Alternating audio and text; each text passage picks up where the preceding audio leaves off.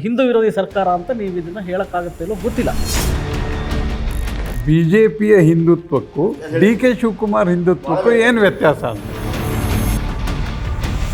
ಈಗ ಕಾಂಗ್ರೆಸ್ಸು ಅಲ್ಪಸಂಖ್ಯಾತರನ್ನು ತುಷ್ಟೀಕರಣ ಮಾಡುತ್ತೆ, ಅವರನ್ನು ಬಳಸ್ಕೊಳ್ಳುತ್ತೆ ಚುನಾವಣೆಗಾಗಿ, ಮತಕ್ಕಾಗಿ ಅಂತಂದರೆ ಬಿ ಜೆ ಪಿ ಹಿಂದುತ್ವವನ್ನು ಹಾಗೆ ಬಳಸ್ಕೊಂಡಿಲ್ವೇ? ನೀವು ಮುಖ್ಯಮಂತ್ರಿ ಆದಾಗಲೇ ಉಡುಪಿನಲ್ಲಿ ಅಥವಾ ಮಂಗಳೂರು ಸ್ಟೇಟ್ಮೆಂಟ್ ಮಾಡಿದ್ರಿ, ಕ್ರಿಯೆ ಇದ್ದಾಗ ಪ್ರತಿಕ್ರಿಯೆ ಇರ್ತದೆ ಅಂತ. ಅಲ್ಲ, ಅದನ್ನ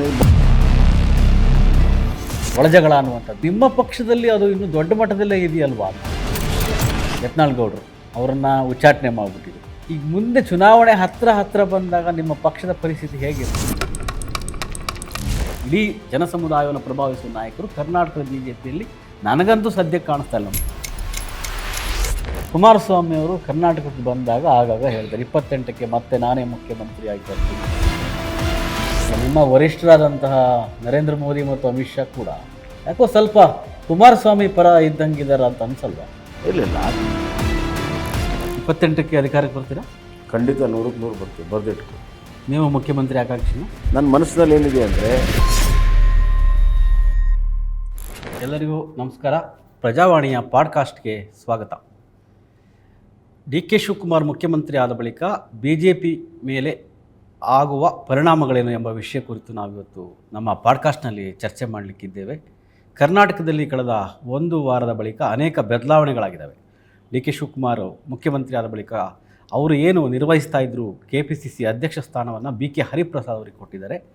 ಒಂದು ಹಿಂದುಳಿದ ವರ್ಗದ ಮುಖ್ಯಮಂತ್ರಿ ಇದ್ದಂತಹ ಸಿದ್ದರಾಮಯ್ಯನವರ ಬದಲಿಗೆ ಡಿ ಕೆ ಶಿವಕುಮಾರ್ ಒಕ್ಕಲಿಗ ಸಮುದಾಯದವರು ಬಂದಿದ್ದಾರೆ. ಒಕ್ಕಲಿಗ ಸಮುದಾಯದ ಪ್ರಾತಿನಿಧ್ಯ ಇದ್ದಂತಹ ಕೆ ಪಿ ಸಿ ಸಿನಲ್ಲಿ ಒಬ್ಬ ಹಿಂದುಳಿದ ವರ್ಗ ಈಡಿಗ ಸಮುದಾಯದ ಹರಿಪ್ರಸಾದ್ ಅವರು ಬಂದಿದ್ದಾರೆ. ಒಂದು ಕಾಂಗ್ರೆಸ್ನಲ್ಲಿ ದೊಡ್ಡ ಮಟ್ಟದ ಬದಲಾವಣೆ ಆಗಿದೆ.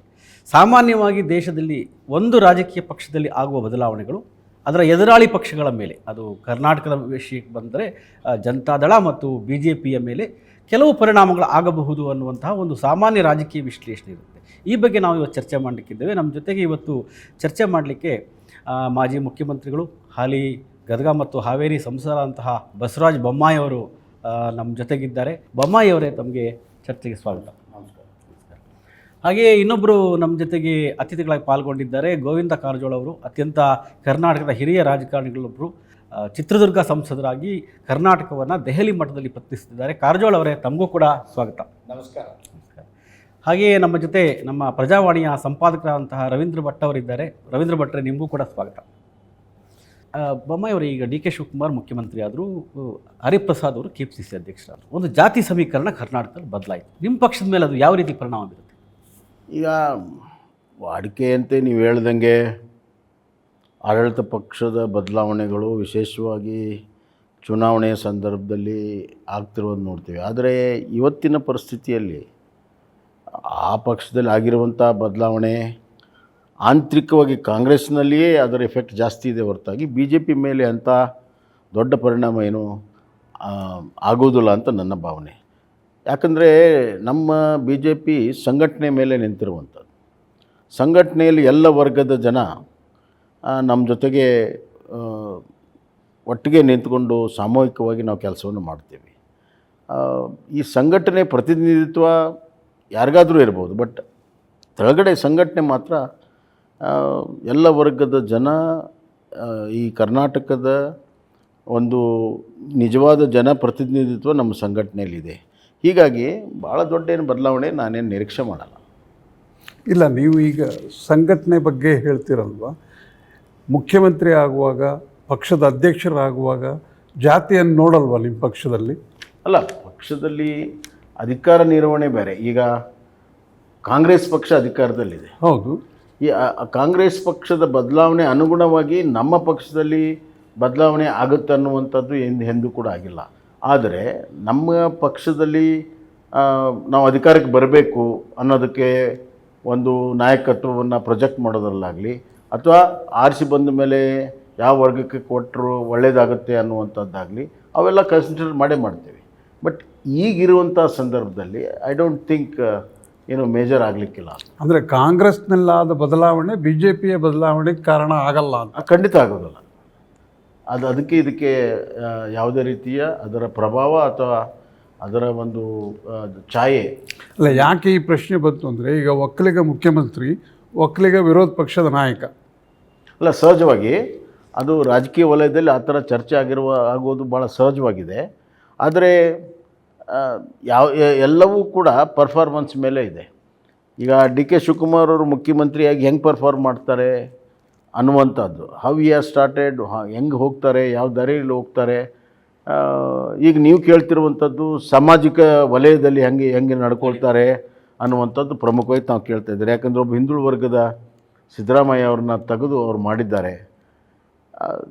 ಇನ್ನೊಬ್ಬ ಅಧ್ಯಕ್ಷನ ಹಿಂದುಳಿದ ವರ್ಗ ಮಾಡಿದರೂ ಕೂಡ ಐ ಡೋಂಟ್ ಥಿಂಕ್ ಹಿಂದುಳಿದ ವರ್ಗದ ಪ್ರತಿನಿಧಿತ್ವ ಕಾಂಗ್ರೆಸ್ನಲ್ಲಿ ಹಿಂದುಳಿದ ಪ್ರತಿನಿಧಿತ್ವವನ್ನು ಸಿದ್ದರಾಮಯ್ಯ ಬಿಟ್ಟರೆ ಬೇರೆಯವರು ರಿಪ್ಲೇಸ್ ಮಾಡೋದು ಕಷ್ಟ ಸಾಧ್ಯ, ಅಷ್ಟು ಸುಲಭ ಇಲ್ಲ. ಅವರ ಸುದೀರ್ಘವಾದ ಅನುಭವ ಇದು. ಆದ್ದರಿಂದ ಡಿ ಕೆ ಶಿವಕುಮಾರ್ ಅವ್ರಿಗೆ ಇದು ಭಾಳ ದೊಡ್ಡ ಸವಾಲು. ಸಿದ್ದರಾಮಯ್ಯ ಅನ್ನುವಂಥವ್ರ ಬಿಟ್ಟು ಹೋದ ಹಿನ್ನೆಲೆಯಲ್ಲಿ ಸಾಮಾಜಿಕವಾಗಿ ಅದನ್ನು ತುಂಬಿಕೊಂಡು ಹೋಗುವಂಥ ಕಸರತ್ತು ಮಾಡೋದಕ್ಕೆ ಡಿ ಕೆ ಶಿವಕುಮಾರ್ ಅವ್ರಿಗೆ ಅಷ್ಟು ಸುಲಭ ಅಲ್ಲ, ಭಾಳ ಚಾಲೆಂಜಿಂಗ್ ಇದೆ. ಹೀಗಾಗಿ ನಮ್ಮ ವಿರೋಧ ಪಕ್ಷದ ನಾಯಕರು ಈಗಾಗಲೇ ಕೆಲಸವನ್ನು ಪ್ರಾರಂಭ ಮಾಡಿದ್ದಾರೆ. ಭಾಳ ದಿಟ್ಟತನದಿಂದ ವಿರೋಧ ಪಕ್ಷದ ನಾಯಕರು ತಮ್ಮ ಕರ್ತವ್ಯವನ್ನು ಮಾಡ್ತಾ ಇದ್ದಾರೆ. ಕೇವಲ ಜಾತಿಯಗೋಸ್ಕರ ಅವ್ರ ಪರ್ಫಾರ್ಮೆನ್ಸನ್ನು ನಾವು ಕಡೆಗಣಿಸೋಕ್ಕೆ ಸಾಧ್ಯ ಇಲ್ಲ. ನೀವೇ ಹೇಳಿದ ಹಾಗೆ ಹಿಂದುಳಿದ ವರ್ಗದ ಮುಖ್ಯಮಂತ್ರಿಯನ್ನು ಇಳಿಸಿ ಮೇಲ್ವರ್ಗದ ಒಬ್ಬರಿಗೆ ಮುಖ್ಯಮಂತ್ರಿ ಸ್ಥಾನವನ್ನು ಕೊಟ್ಟಿದ್ದಾರೆ. ಅದರಿಂದ ಉಂಟಾದ ರಾಜಕೀಯ ಪರಿಸ್ಥಿತಿಯನ್ನು ಬಿ ಜೆ ಪಿ ಹೇಗೆ ನಿಭಾಯಿಸುತ್ತೆ ಅಂತ. ಅಲ್ಲ ನೋಡಿ, ಎರಡು ರೋಲ್ ಇದೆ. ಆಡಳಿತ ಮಾಡುವ ಪಕ್ಷದಲ್ಲಿ ಬದಲಾವಣೆ ಆತಂದರೆ ಅದು ರಾಜಕಾರಣದ ಮೇಲೆ ಖಂಡಿತವಾಗೂ ಇಮ್ಮಿಡಿಯೇಟ್ಲಿ ಅದರ ಪ್ರಭಾವ ಆಗುತ್ತೆ. ವಿರೋಧ ಪಕ್ಷದಲ್ಲಿದ್ದಾಗ ಆ ಥರದ ಪ್ರಭಾವ ಆಗಲೇಬೇಕು ಅಂತಿಲ್ಲ. ನಾನು ಪ್ರಭಾವದ ಬಗ್ಗೆ ಕೇಳ್ತಾ ಇಲ್ಲ, ಅಂದರೆ ಅವಕಾಶ ಇದೆಯಲ್ಲ. ಅಲ್ಲ, ಈಗ ಬದಲಾವಣೆ ನೀವು ಕೇಳ್ತಿರೋ ಬದಲಾವಣೆ ಆಡಳಿತ ಪಕ್ಷದಲ್ಲಿ ಆಗಿರುವಂಥ ಬದಲಾವಣೆಯ ಪ್ರಭಾವದಿಂದ ಇಲ್ಲೇನಾದರೂ ಬದಲಾವಣೆ ಆಗುತ್ತೆ ಅಂತ ತಮ್ಮ ವಿಚಾರ ಏನಿದೆ, ಹಂಗೆ ಆಗಲಿಕ್ಕಿಲ್ಲ. ಅಲ್ಲ, ನಾನು ಹೇಳೋದು ಅಲ್ಲೊಂದು ಅವಕಾಶ ಕ್ರಿಯೇಟ್ ಆಗುತ್ತಲ್ಲ.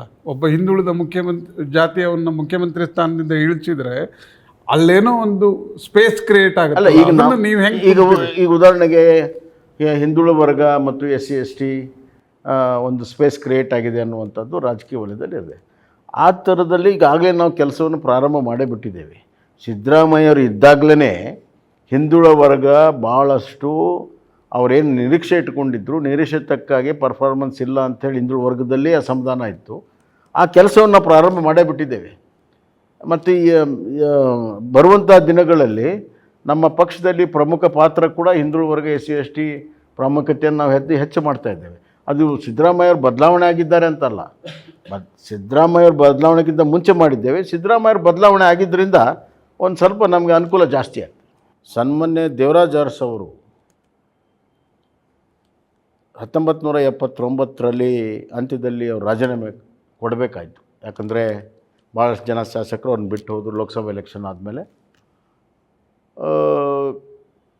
ದೇವರಾಜ್ ಅರಸು ನಂತರ ಗುಂಡೂರಾವ್ ಅವರು ಮುಖ್ಯಮಂತ್ರಿ ಆದರು. ಆ ಸಂದರ್ಭದಲ್ಲಿ ಇದೇ ಥರದ ಒಂದು ವಾತಾವರಣ, ಒಂದು ಅನಿಶ್ಚಿತೆಯ ಫ್ಲಕ್ಸ್ ಇದು. ಹಿಂದುಳಿದ ವರ್ಗದವ್ರಿಗೆ ಏನಾಗುತ್ತೆ, SC/ST ಏನಾಗುತ್ತೆ, ಮುಂದುವರೆದವ್ರಿಗೆ ಏನಾಗುತ್ತೆ, ಯಾರಿಗೇನಾಗುತ್ತೆ ಅನ್ನುವಂಥದ್ದು. ಯಾವ ರೀತಿ ಸಿದ್ದರಾಮಯ್ಯವ್ರನ್ನ ಚೇಂಜ್ ಮಾಡಿ ಡಿ ಕೆ ಶಿವಕುಮಾರ್ ಆಗಿದ್ದಾರೆ, ಅವರು ದೇವರಾಜ್ ಅರಸನ್ನ ಚೇಂಜ್ ಮಾಡಿ ಗುಂಡೂರಾವರಾದರು. ಅದಾದಮೇಲೆ ವಿರೋಧ ಪಕ್ಷದಲ್ಲಿ ಇದರ ಒಟ್ಟು ಪರಿಣಾಮ ಹಿಂದುಳಿದ ವರ್ಗ ಏನು ಭಾಳ ವರ್ಷದಿಂದ ಈಗಿನ ಕಾರಜೋಳ ಹೇಳಿದಂತೆ ಭಾಳಷ್ಟು ಬದಲಾವಣೆ ಆಗಿದೆ. ಹಿಂದುಳಿದ ವರ್ಗ ಎಲ್ಲ ಪಾರ್ಟಿಯಲ್ಲಿದ್ದಾರೆ. ಆದರೆ ಅವತ್ತು ಕಾಂಗ್ರೆಸ್ ಜೊತೆಗೆ ಗಟ್ಟಿಯಾಗಿದ್ದಂಥ ಹಿಂದುಳಿದ ವರ್ಗ ಬಂಗಾರಪ್ಪ ಅವರ ನೇತೃತ್ವದಲ್ಲಿ ಅವತ್ತು ಜನತಾ ಪಾರ್ಟಿ ಜೊತೆಗೆ ಬಂದು ಜನತಾ ರಂಗವನ್ನು ಮಾಡಿದಾಗ ಅವತ್ತು ಪ್ರಥಮ ಬಾರಿ ಕಾಂಗ್ರೆಸ್ಸೇತರ ಸರ್ಕಾರವನ್ನು ಮಾಡೋಕ್ಕೆ ಸಾಧ್ಯ ಆಯಿತು. ಕ್ರಾಂತಿರಂಗ ಮತ್ತು ಜನತಾ ಪಾರ್ಟಿ ಸೇರಿ ಜನತಾ ರಂಗ ಮಾಡಿದರು, ಅದು ಸಾಧ್ಯ ಆಯಿತು. So there was a social totally shift, paradigm shift in social combination. So ಅದಕ್ಕೆ ಜನನೇ ಆ ಥರದ ತೀರ್ಮಾನವನ್ನು ಅವತ್ತು ಮಾಡಿದರು. ಈ ಬರುವಂಥ ದಿನಗಳಲ್ಲಿ ಅದೇ ರೀತಿ ಡೆವಲಪ್ಮೆಂಟ್ ಆಗುತ್ತೆ ಅಂತ ನನಗೆ ಅನ್ನಿಸ್ತಾ ಇದೆ. ಅಂದರೆ ಯಾಕೋ ಸಣ್ಣ ಸುಳಿವು ಕೊಡ್ತಾ ಇದ್ದೀರಿ. ಬಂಗಾರಪ್ಪನವರು ಪದೇ ಪದೇ ಏನು ಮಾಡಿದ್ರು, ಸುಮಾರು ಬಾರಿ ತಮಗೆ ಅಧಿಕಾರ ಸಿಗದೇ ಇರುವ ಸಂದರ್ಭದಲ್ಲಿ ಬಿಟ್ಟು ಕ್ರಾಂತಿರಂಗವನ್ನು ಕಟ್ಟಿದರು, ಕರ್ನಾಟಕ ಕಾಂಗ್ರೆಸ್ ಪಕ್ಷ ಕಟ್ಟಿದರು, ಕರ್ನಾಟಕ ವಿಕಾಸ ಪಕ್ಷ ಕೊಟ್ಟಿದ್ರು. ಸಿದ್ದರಾಮಯ್ಯವ್ರ ಬಗ್ಗೆ ಹಂಗೆ ತಮ್ಮ ಸುಳಿವಿದೆಯಾ ಅಂತ? ಅಲ್ಲ, ತಾವು ಭಾಳ ಸಿದ್ದರಾಮಯ್ಯವ್ರ ಆಪ್ತರು. ಒಂದು ಹೇಳ್ತೀನಿ, ಮೊದಲಿನ ಸಿದ್ದರಾಮಯ್ಯ ಆಗಿದ್ದರೆ ನಾವು ನಿಖರವಾಗಿ ಹೇಳಬೇಕಾಯ್ತು, ಅವ್ನು ರೆಬಲ್ ಸಿದ್ದರಾಮಯ್ಯ ಅಂತ ಹೇಳ್ಬೋದಾಗಿತ್ತು. ಆದರೆ ಈ 2ನೇ ಟರ್ಮಲ್ಲಿ ಅವ್ರು ಮೆತ್ತಗಾಗಿಬಿಟ್ಟಿದ್ದಾರೆ. ಅದಕ್ಕೆ ನಾವು ಭಾಳ ಸತಿ ನಾನು ಕಮೆಂಟು ಮಾಡಿದ್ದೇನೆ, Siddaramaiah 2 is totally compromise Siddaramaiah ಅಂತ. ದ ವೇ ಭಾಳ ರಾಜೀನಾಮೆ ಅಗ್ರಿಮೆಂಟ್ ಇತ್ತು, ಕೊಟ್ಟರು ಬಿಟ್ಟರು, ಅದು ಬೇರೆ ವಿಚಾರ. ಆದರೆ the way Hi surrendered, the way Hi put his papers down, the way he has done it, it is unlike Siddaramaya, the original Siddaramaya. So he has been compromised. And but ಈಗ situation ಬದಲಾವಣೆ ಆಗಿದೆ. ಈಗ ಅವ್ರ ಮಕ್ಕಳೆಲ್ಲ ರಾಜಕಾರಣಕ್ಕೆ ಬಂದಿದ್ದಾರೆ, ಇನ್ನೊಂದು ಬಂದಿದ್ದಾರೆ. ಅದು ಕೇವಲ ರಾಜೀನಾಮೆಗೆ ಅಷ್ಟಕ್ಕೇ ಸೀಮಿತವೋ ಅಥವಾ 3 ವರ್ಷದ ಆಡಳಿತದಲ್ಲಿಯೂ ನೀವು ಸಿದ್ದರಾಮಯ್ಯ 2 ಅನ್ನು ಬೇರೆ ರೀತಿ ಕಂಡಿದ್ರೆ? ನಾವು ನಿಮ್ಮ ಪತ್ರಿಕೆಯಲ್ಲಿ ಕೂಡ ಬಂದಿದ್ದೆ, ಆಡಳಿತದಲ್ಲಿ ಬದಲಾವಣೆ ಪ್ರಾರಂಭ ಆಯಿತು. ಆಡಳಿತದಲ್ಲಿ ಕಾಂಪ್ರಮೈಸ್ ಆಗಿದ್ದಕ್ಕಾಗಿಯೇ ರಾಜಕೀಯವಾಗಿ ಕಾಂಪ್ರಮೈಸ್ ಆಯಿತು. ಆಡಳಿತದಲ್ಲಿ ಒರಿಜಿನಲ್ ಸಿದ್ದರಾಮಯ್ಯ ಬಿಗಿ ಒಂದು ಗಟ್ಟಿ ನಿಲುವುಗಳು ಇದ್ದಿದ್ದರೆ ರಾಜಕಾರಣದಲ್ಲೂ ಗಟ್ಟಿ ನಿಲುವು ಇರ್ತಿತ್ತು. ಸೊ ಹೀಗಾಗಿ ಈಸ್ ಕಾಂಪ್ರಮೈಸ್ ಸಿದ್ದರಾಮಯ್ಯ ಏಜ್ ಆಗಿದೆ, ಬಟ್ ಹೇಳೋಕ್ಕಾಗಲ್ಲ, ಅವ್ರು ಅನ್ಸರ್ಟನ್. ಬಂಗಾರಪ್ಪನವ್ರ ಥರ ಪಕ್ಷ ಕಟ್ಬೋದಾ? ಏನು ಮಾಡ್ತಾರಂತ ಹೇಳೋಕ್ಕಾಗಲ್ಲ. ಆದರೆ ಒಂದು ಮಾತ್ರ ನಿಜ, ಭಾಳಷ್ಟು ಅವರ ಒಂದು ನಿಲುವು ವೋಟ್ ಬ್ಯಾಂಕು ಮತ್ತು ಅವ್ರ ಸಪೋರ್ಟರ್ಸ್ಗೆ ಭಾಳಷ್ಟು ಚಾಲೆಂಜ್ ಆದರೆ, ಅನ್ಯಾಯ ಆದರೆ ಸುಮ್ಮನೆ ಕೂತ್ಕೊಳ್ಳೋದು. ಕರೆಕ್ಟ್, ಸುಮ್ಮನೆ ಕೂರೋ ವ್ಯಕ್ತಿ ಸುಮ್ಮನೆ ಕೂತ್ಕೊಳ್ಳೋದು ಸಿದ್ದರಾಮಯ್ಯ. ಅದು ಆ ಒಂದು ಸನ್ನಿವೇಶ ಬಂದರೆ, ಅವರ ಜನಕ್ಕೆ ಅನ್ಯಾಯ ಆಗ್ತದೆ ಅಂದರೆ ಸುಮ್ಮನೆ ಕೂತ್ಕೊಳ್ಳಲ್ಲ. ನಾವು ಮೊದಲಿನ ಸಿದ್ದರಾಮಯ್ಯನ ನೋಡಿದಾಗ ಇಷ್ಟ. ಈಗ ಬೊಮ್ಮಾಯಿ ಅವರು ಹೇಳಿದ ಮಾತನ್ನು ಸ್ವಲ್ಪ ವಿಸ್ತರಿಸೋದಾದ್ರೆ, ಈಗ ಸಿದ್ದರಾಮಯ್ಯನವರು ಕರ್ನಾಟಕದಲ್ಲಿ ಅಹಿಂದ ಸಮುದಾಯದ ಭಾಳ ದೊಡ್ಡ ನಾಯಕ ಈಚಿನ ವರ್ಷಗಳಲ್ಲಿ, ಅರಸು ನಂತರ ಬಂಗಾರಪ್ಪನವ್ರ ನಂತರ ಆ ಸ್ಥಾನವನ್ನು ತುಂಬೋದು ಭಾಳ ಕಷ್ಟ. ನಿಮ್ಮ ಪಕ್ಷದಲ್ಲಿ ಕಾರಜೋಳ ಅವರು ಭಾಳ ಹಿಂದುಳಿದ ಸಮುದಾಯದ ಒಬ್ಬ ದೊಡ್ಡ ನಾಯಕರು. ಸರ್, ಸಿದ್ದರಾಮಯ್ಯನವರು ಬಿಟ್ಟು ಹೋದಂತಹ ಅಹಿಂದ ಪರಂಪರೆ, ಅವರು ಏನು ಮಾಡಿದ್ದಾರೆ, ಅವರು ಅನ್ಯಾಯ ಮಾಡಿದ್ರು ಅಂತ ಬೇರೆ ವಿಷಯಗಳು. ಆದರೆ ಸಿದ್ದರಾಮಯ್ಯನಂತಹ ಒಬ್ಬ ಅಹಿಂದ ನಾಯಕನನ್ನು ಅವರೇನು ಒಂದು ಆ ಪರಂಪರೆ, ಸಾಮಾಜಿಕ ನ್ಯಾಯದ ಪರಂಪರೆ ಇರ್ಬೋದು, ಸಂವಿಧಾನದ ಪರವಾದಂಥ ಆಶಯಗಳಿರ್ಬೋದು, ಆಮೇಲೆ ದಲಿತರು ಹಿಂದುಳಿದವರಿಗೆ ಮಾಡಿದಂತಹ ಅನೇಕ ಯೋಜನೆಗಳಿರ್ಬೋದು, ಅದನ್ನು ಮುಂದುವರಿಸುವ ಸವಾಲು ಡಿ ಕೆ ಶಿವಕುಮಾರ್ ಅವರಿಗೆ ಎಷ್ಟಿದೆ? ತಾವೊಬ್ಬ ನೋಡಿ, ಸಿದ್ದರಾಮಯ್ಯನವರು ಹಿಂದುಳಿದ ವರ್ಗದ ನಾಯಕರಾಗಿ ಮುಖ್ಯಮಂತ್ರಿಯಾಗಿ ಕೆಲಸ ಮಾಡಿರ್ತಕ್ಕಂಥವ್ರು. ಒಂದು ಕಾಲ ಇತ್ತು, ಕಾಂಗ್ರೆಸ್ಸಿಗೆ ಬ್ಯಾಕ್ವರ್ಡ್ ಕ್ಲಾಸ್ ಕಲ್ಚರ್ ಇತ್ತು. ಇವತ್ತು ಆ ಕಲ್ಚರ್ ಉಳಿದಿಲ್ಲ. ರಾಹುಲ್ ಗಾಂಧಿ ಅವ್ರ ಕಾಲದಲ್ಲಿ ಇವತ್ತು ಬ್ಯಾಕ್ವರ್ಡ್ ಕ್ಲಾಸ್ ಕಲ್ಚರ್ ಬಂದಿರತಕ್ಕಂಥದ್ದು ಭಾರತೀಯ ಜನತಾ ಪಕ್ಷಕ್ಕೆ. ಆ ಕಾರಣಕ್ಕಾಗಿಯೇ ದೇಶದ ಪ್ರಧಾನಿನೇ ಅತ್ಯಂತ ಹಿಂದುಳಿದ ವರ್ಗದ ನಾಯಕ. ಅದಕ್ಕಾಗಿ ತುಂಬ ಪ್ರಶ್ನೆ ಅಲ್ಲ, ಜನ ಇವತ್ತು ಮೋದಿ ಕಡೆ ನೋಡ್ತಾ ಇದ್ದಾರೆ. ದೇಶದಲ್ಲೇ ಮೋದಿಯವರು ನಮ್ಮ ದೊಡ್ಡ ನಾಯಕರು. ಈಗ ಹಿಂದಿನ ಚುನಾವಣೆಯಲ್ಲಿ ನೀವು ನೋಡಿದಿರಿ, ಅದರ ಹಿಂದಿನ ಚುನಾವಣೆ ಅಂದರೆ 13 ಮತ್ತು 18 ಮತ್ತು 23 ಚುನಾವಣೆಯಲ್ಲಿ ಮೋದಿ ಮತ್ತು ಅಮಿತ್ ಶಾ ಅವರನ್ನು ಆಶ್ರಯಿಸಿಯೇ ನಿಮ್ಮ ಪಕ್ಷ ರಾಜ್ಯದಲ್ಲಿ ಚುನಾವಣೆಯನ್ನು ಎದುರಿಸ್ತು. ಈ ಸಾರಿಯೂ ಹಾಗೆ ಅನ್ನಿಸ್ತದ ಅಂತ 28ಕ್ಕೆ? ಏಕೆಂದರೆ ನಿಮ್ಮಲ್ಲಿ ಮೋದಿಯವರಷ್ಟು ಬಲಿಷ್ಠ ನಾಯಕರು, ಇಡೀ ಜನಸಮುದಾಯವನ್ನು ಪ್ರಭಾವಿಸುವ ನಾಯಕರು ಕರ್ನಾಟಕದ BJPಯಲ್ಲಿ ನನಗಂತೂ ಸದ್ಯಕ್ಕೆ ಕಾಣಿಸ್ತಾ ಇಲ್ಲ. 23 ಸನ್ನಿವೇಶನೇ ಬೇರೆ. ನೀವು ತೆಗೆದು ನೋಡ್ಬೋದು, ಇಡೀ ರಾಜ್ಯದ ಪ್ರೋಗ್ರೆಸ್ಸನ್ನು ಬಸವರಾಜ ಬೊಮ್ಮಾಯಿ ಅವ್ರ ಸರ್ಕಾರ ಕೊಟ್ಟಿರ್ತಕ್ಕಂಥ ಅಭಿವೃದ್ಧಿ ಕೆಲಸ ಕಾರ್ಯಗಳನ್ನು ಜನ ಲೆಕ್ಕಕ್ಕೆ ತಗೊಳ್ಳಿಲ್ಲ. ಜನರಿಗೆ ಅರ್ಥ ಆಯ್ತೋ ಇಲ್ಲೋ ಗೊತ್ತಿಲ್ಲ. ಆದರೆ ಒಂದು ಮಾತು, ಕಾಂಗ್ರೆಸ್ನವ್ರ ಗ್ಯಾರಂಟಿಗಳಿಗೆ ಜನ ಜೋತ್ ಬಿದ್ದರು. ಅದರಲ್ಲೂ ವಿಶೇಷವಾಗಿ ಹೆಣ್ಣು ಮಕ್ಕಳು ಜಾಸ್ತಿ 2,000 ಕೊಡ್ತಾರೆ, ನನ್ನ ಮಗನಿಗೆ 3,000 ಕೊಡ್ತಾರೆ, ನನ್ನ ಸೊಸೆಗೆ 3,000 ಕೊಡ್ತಾರೆ, ಫ್ರೀ ಕರೆಂಟ್ ಕೊಡ್ತಾರೆ, ಅಕ್ಕಿ ಕೊಡ್ತಾರೆ ಅಂಥೇಳಿ ಜನ ಮರ್ತರು. ಅಭಿವೃದ್ಧಿನ ಮರೆತು ಕಾಂಗ್ರೆಸ್ನವ್ರ ಮೋಸದ ಆಟಕ್ಕೆ ಬಲಿಯಾದರು. ಬಡವರ ಮನಸ್ಸು ಕದ್ದು ಅವರು ಅಧಿಕಾರಕ್ಕೆ ಬಂದಿರತಕ್ಕಂಥದ್ದು ಹೊರತು ಅವರು ಅಭಿವೃದ್ಧಿ ಕೆಲಸ ಕಾರ್ಯಗಳಿಂದ ಅಲ್ಲ. 5 ವರ್ಷ ಹಿಂದೆ ಸಿದ್ದರಾಮಯ್ಯನವರು 2000ರಿಂದ 13ರಿಂದ 18 ಇದ್ದಾಗೂ ಏನು ಅಭಿವೃದ್ಧಿ ಕೆಲಸ ಕಾರ್ಯಗಳಂತ ಬರಲಿಲ್ವಲ್ಲ 18ರಲ್ಲಿ ಪೂರ್ಣ ಬಹುಮತ ಕೊಡಲಿಲ್ಲ ಕರ್ನಾಟಕ ಜನ. ಕೊಡಲಿಲ್ಲ. ಅದಕ್ಕಾಗಿ ಕೊಯ್ಲೇಷನ್ ಗೌರ್ಮೆಂಟ್ ಬಂತು. ಈಗ ನೀವು ಕೇಳಿರೋದು ಮೋದಿಯವ್ರ ಬಗ್ಗೆ. ಮೋದಿ ನಾಯಕತ್ವದಲ್ಲಿ ನಿಮ್ಗೆ ಹೋಗೋ ಮತ್ತೆ ಅನಿವಾರ್ಯತೆ ಇದೆ ಅಲ್ವಾ? ಅನಿವಾರ್ಯತೆ ಏನಿಲ್ಲ. ಈಗ ಇಡೀ ಭಾರತ ದೇಶದಲ್ಲಿ ಯಾವುದೇ ರಾಜ್ಯದಲ್ಲಿ ಚುನಾವಣೆ ಆದರೆ ಅದಕ್ಕೆ ಮೇನ್ ಕೇಂದ್ರ ಬಿಂದು ಮೋದಿಯವರೇ. ಅಷ್ಟು ದೊಡ್ಡ ನಾಯಕರಿದ್ದಾಗ ಆಟೋಮೆಟಿಕ್ಲಿ ಸ್ಟೇಟ್ ಲೆವೆಲ್ ನಾಯಕರು ಇರ್ತಾರೆ. ಆದರೆ ಓವರಾಲ್ ಒಂದು ಇಂಪ್ರೆಷನ್ನು, ಒಂದು ಪ್ರಭಾವ, ಅದು ದೊಡ್ಡ ನಾಯಕ. ಈಗ ಇಂದಿರಾ ಗಾಂಧಿ ಹಿಂದಿದ್ದಾಗ ದೇವರಾಜ್ ಅರಸ ಅನ್ನೋಂಥ ದೊಡ್ಡ ಲೀಡರ್ ಇದ್ದರೂ ಕೂಡ Indira Gandhi was a factor. ಈಗ ಹಾಗೆ ಇವತ್ತು ಇಡೀ ಪ್ಯಾನ್ ಇಂಡಿಯಾ 20ಕ್ಕಿಂತ ಹೆಚ್ಚು ರಾಜ್ಯಗಳಲ್ಲಿ ಅಧಿಕಾರ ತಂದಿರುವಂಥವ್ರು ಯಾರು? ಮೋದಿಯವರು. ಸೊ ನಿಶ್ಚಯವಾಗಿ ನಮ್ಮ ಸರ್ವೋಚ್ಚ ನಾಯಕ ಮೋದಿಯವರು, ಅವರ ನೇತೃತ್ವದಲ್ಲೇ ಮುಂದಿನ ಚುನಾವಣೆ ನಡೀತದೆ. ಈಗ ನಿಮ್ಮ ಪಕ್ಷ ಸರ್ BJPಯವರು ಮುಖ್ಯವಾಗಿ ಸಿದ್ದರಾಮಯ್ಯನವರು ಮೊದಲ 5 ವರ್ಷ ಮತ್ತು ಈಚಿನ 3 ವರ್ಷಗಳ ಅಧಿಕಾರದಾಗಿದ್ದಾಗ ಹಿಂದೂ ವಿರೋಧಿ ಸರ್ಕಾರ, ಇದು ಹಿಂದೂ ವಿರೋಧಿ ಸರ್ಕಾರ, ಹಿಂದೂಗಳ ಕೊಗ್ಗಲೆಯನ್ನು ಮಾಡಲಾಗ್ತದೆ ಅಂತ BJPಯವರು ದೊಡ್ಡ ಅಸ್ತ್ರವನ್ನು ಬಳಸಿ ಒಂದಷ್ಟು ಮತವನ್ನು ಸೆಳೆದರು. ಆದರೆ ಇವತ್ತು ಏನಾಗಿದೆ, ದೇವೇಗೌಡರು ಮತ್ತು ನಿಮ್ಮ ಪಕ್ಷದ ಯಾವುದೇ ನಾಯಕರಿಗಿನ್ನ ಭಿನ್ನವಾದಂತಹ ಅತಿ ಹೆಚ್ಚು ಧಾರ್ಮಿಕ ನಂಬಿಕೆ ಉಳ್ಳಂತಹ, ಪ್ರತಿ ಹೆಜ್ಜೆಗೂ ಜ್ಯೋತಿಷ್ಯವನ್ನು ನಂಬುವಂತಹ DK ಶಿವಕುಮಾರ್ ಮುಖ್ಯಮಂತ್ರಿ ಆಗಿದ್ದಾರೆ. ಒಂದು ದೊಡ್ಡ ಅಸ್ತ್ರವನ್ನು, ಅಂದರೆ ಹಿಂದೂ ವಿರೋಧಿ ಸರ್ಕಾರ ಅಂತ ನೀವು ಇದನ್ನು ಹೇಳೋಕ್ಕಾಗುತ್ತೆ ಇಲ್ಲೋ ಗೊತ್ತಿಲ್ಲ. ಇಲ್ಲ ಆ ಥರ ಏನಿಲ್ಲ. ಯಾಕಂತಂದರೆ ಅವರು ಸ್ವಾಮೀಜಿ ಹತ್ರ ಹೋಗಲಿ, ಮಂದಿರಕ್ಕೆ ಹೋಗಲಿ, ಎಲ್ಲ ಹೋಗಲಿ ಒಳ್ಳೆಯದೇ. ಆದರೆ ಪ್ರಶ್ನೆ ಏನು ಅಂತಂದರೆ, ಒಬ್ಬ ಅಲ್ಪಸಂಖ್ಯಾತರು ಯಾವುದಾದ್ರೂ ಬಾಂಬು, ಕುಕ್ಕರ್ ಬಾಂಬಲ್ಲಿ ಸಿಕ್ಕಾಗ ನಮ್ಮ ಬ್ರದರು ಅಂತ ಅನ್ನುವಂಥದ್ದು ಇದೆಯಲ್ಲ, ಈ ನಿಲುವಿನಿಂದ ಅವ್ರ ನಿಜವಾದಂಥ ಒಂದು ನಿಲುವು, ಧಾರ್ಮಿಕ ನಿಲುವು ಗೊತ್ತಾಗ್ತದೆ. ಪೂಜೆ ಪುನಸ್ಕಾರದಿಂದ ಅದು ವೈಯಕ್ತಿಕ.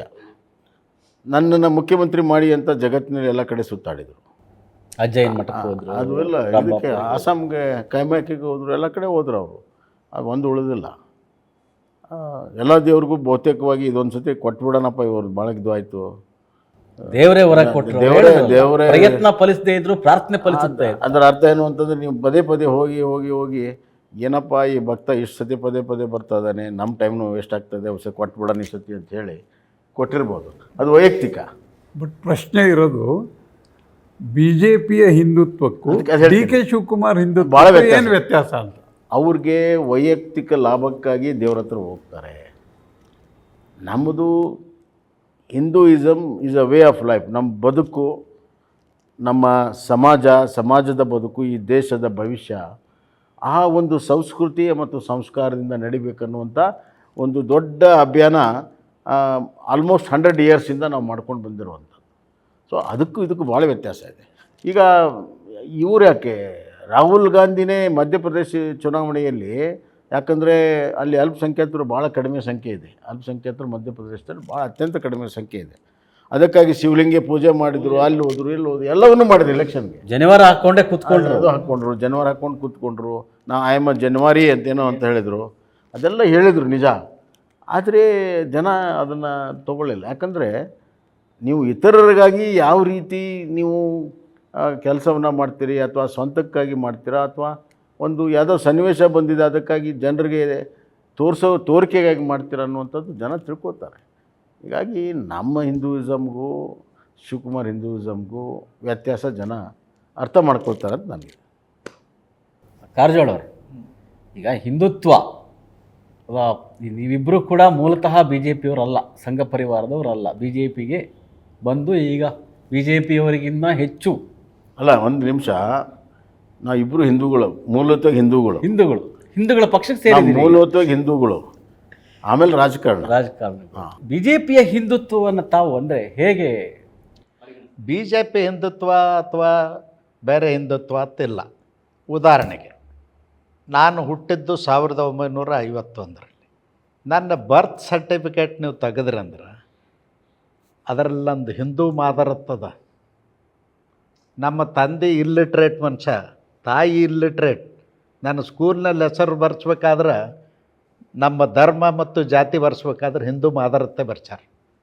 ಅದಕ್ಕೆ ಈ ದೇಶದಲ್ಲಿರ್ತಕ್ಕಂಥ ದೇಶವಾಸಿಗಳು, ಕಾಶ್ಮೀರದಿಂದ ಕನ್ಯಾಕುಮಾರಿವರೆಗೂ ಇರ್ತಕ್ಕಂಥವ್ರು ಹಿಂದುತ್ವದ ಬಗ್ಗೆ 1-2 ವರ್ಷದ ನಂಬಿಕೆ ಅಲ್ಲ, ಹಿಂದುತ್ವ ನಮ್ಮ ಜೀವನದ ಶೈಲಿ ಜೊತೆಯಲ್ಲಿ ನಮ್ಮ ಸಂಸ್ಕೃತಿ ಕೂಡ ಆಗಿದೆ. ಅದಕ್ಕೆ ಬಿ ಜೆ ಪಿ ಹಿಂದುತ್ವ ಅಥವಾ ಕಾಂಗ್ರೆಸ್ ಹಿಂದುತ್ವ ಅಲ್ಲ. ಕಾಂಗ್ರೆಸ್ನವರು ಅವಕಾಶವಾದಿಗಳು. ಅವ್ರಿಗೆ ಬೇಕಾದಾಗ ಜನವಾರ ಹಾಕ್ಕೊಂಡು ಕೂಡ್ತಾರೆ, ಬೇಡಾದಾಗ ಟೋಪಿನೂ ಹಾಕ್ಕೊಂಡು ಕೂಡ್ತಾರೆ. ಅದಕ್ಕೆ ಅದು ಬೇಕಾಗಿಲ್ಲ. ಬೊಮ್ಮಾಯಿಯವರೇ, ಆವಾಗಲೇ ನೀವು ಹೇಳಿದ್ರಿ ಬ್ರದರ್ಸ್ ಅಂತ. ಮಂಗಳೂರಲ್ಲಿ ಕುಕ್ಕರ್ ಬಾಂಬ್ ಸ್ಫೋಟ ಆದಾಗ ಶಿವಕುಮಾರ್ ಅವ್ರು ಕೇಳಿದಾಗ ಆ ಬ್ರದರ್ಸ್ ಅಂತ ಬಳಸಿದ್ದು ಶಿವಕುಮಾರ್ ಅವರೇ. ಅದನ್ನ ಇಟ್ಕೊಂಡು ತಾವು ಹೇಳಿದ್ರಿ ಅಂತ ಅನ್ಸುತ್ತೆ. ಡಿ ಕೆ ಶಿವಕುಮಾರ್ ಅವರ ಧರ್ಮನಿಷ್ಠೆ ಮತ್ತು ಅಲ್ಲ, ಅದನ್ನು ಅವ್ರ ಮಾತು ಕೇಳಿ ಇವನ್ ಸಿದ್ದರಾಮಯ್ಯವರು ಒಂದೆರಡು ಭಾಷಣದಲ್ಲೇ ಹೇಳಿದರು. ಸೊ ಅದು ಏನು ಅಂತಂದರೆ, ಅವರು ತಮ್ಮ ರಾಜಕಾರಣದ ಸಲುವಾಗಿ identifying with the minorities, it is not only for governance, it is so deep identifying with them and literally entire ವ್ಯವಸ್ಥೆ ಅವ್ರ ಕೈ ಕೊಡುವಷ್ಟರ ಮಟ್ಟಿಗೆ ಒಬ್ಬ ಮುಖ್ಯಮಂತ್ರಿಯಾಗಿ ಮಾತಾಡ್ತಾರೆ. ಅವ್ರು ಮಾತಾಡೋ ರೀತಿ, ಶೈಲಿ. ಹೀಗಾಗಿ ಅದು ಅವರ ನಿರ್ಣಯ, ಅವರ ನಿಲುವು ಸ್ಪಷ್ಟವಾಗಿದೆ.